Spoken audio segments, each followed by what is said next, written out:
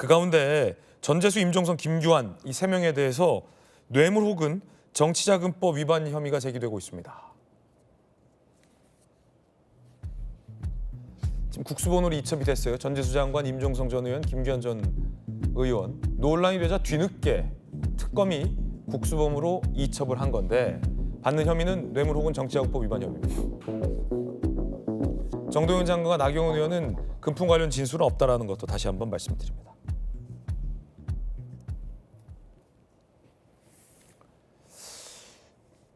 자, 양태종 변호사님. 지금 국수본으로 뒤늦게 이첩이 됐는데 혐의가 간단치 않아요. 뇌물 혹은 정치자금법 위반 혐의입니다. 이렇게 중요한 혐의를 갖고 언론 보도로 걸리기 전까지 특검은 이첩을 안 하고 있었다. 그리고 민주당 관련된 내용은 함구하고 있었다. 이건데 국민들을 너무 우습게 한 거 아닙니까, 특검이?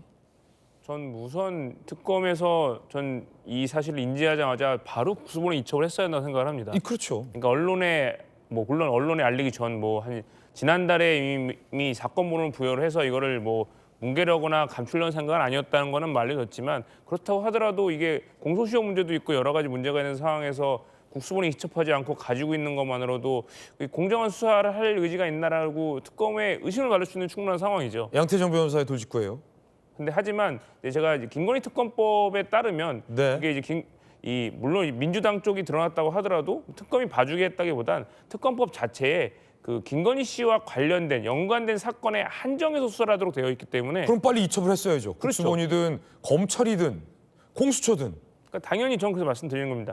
김건희 특검이 직접 수사할 수 없는 사안인 건 맞고요. 다만 이거를 인지를 했으면은 바로바로 그 경찰에다가 이첩을 해서 수사를 하게 했으면 사실 이런 의혹도 안 생겼을 거고 저는 사실 전재수 장관이나 다른 임종성 의원이나 다른 분들은 사실 금품과는 전혀 관련이 없다고 생각을 합니다. 윤 전 본부장이 본인이 이제 중간에서 일종의 그런 이제 사고를 치고 나서 저거를 뒤집어 씌우는 게 아닌가라는 저는 그렇게 생각하고 있는데 다만 이렇게 특검이 이첩하지 않음으로써 오히려 지금 정권과 뭔가 있는 게 아니라는 괜한 우려나 의심을 주기 때문에 저는 이 점에서는 특검이 최소한 유감 표명을 해야 한다고 생각을 합니다. 네, 이건 특검에 잘못이 있다.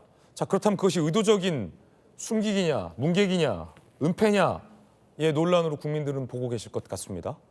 특검이 아무리 아니라고 해도 언론에 들키기 전엔 이첩하지 않았다라는 사실은 명백해졌습니다. 그리고 국민들은 민주당과 관련된, 대통령과 관련된 인사들과의 유착 의혹이 있는 줄 까마득히 모르고 있었다라는 것도 주지의 사실이 됐습니다. 당사자들의 의혹은 수사 여부로 명명백백히 가려져야 한다는 말씀도 높아심에 한 번 더 드리겠습니다. 정동영 장관의 해명이 있었는데 여행 갔다가 천정궁을 들렸다는 겁니다. 고등학교 동창 한 사람이 세계 평화통일 지도자 협회 통일교 유관 단체예요. 거기 전북 회장이에요. 강원도 여행을 갔다 오다가 동행자의 제안으로 가평 천정궁에 들렀습니다. 그때 통일교 관계자의 안내로 윤영호 씨를 만났습니다. 그때 윤영호 씨인지 누군지 몰랐고 세 사람이 앉아서 그 관계자 윤영호 씨, 나 앉아서 카페인지 그런 방이었어요. 거기서 한 10분 통일 관련 통상적인 얘기죠. 그 뒤로 만난 사실 없습니다. 혹시 한학자 총재를 당시 만나자거나 통일교 민원 얘기가 있었나요? 또 만난 일도 없고 면식도 없습니다. 정동영 장관은 한학자 총재를 만난 사실이 없다라고 부인하고 있기 때문에 이 여부도 정확한 추가 수사로 드러나야 할 것 같습니다. 나경원 의원과 관련된 의혹과 해명도 준비되어 있습니다. 2022년 통일교 관계자와의 통화 행사 일정 상의, 해명은 물타기 정치 공작, 법적 조치를 강하게 나경원 의원도 예고한 상황입니다.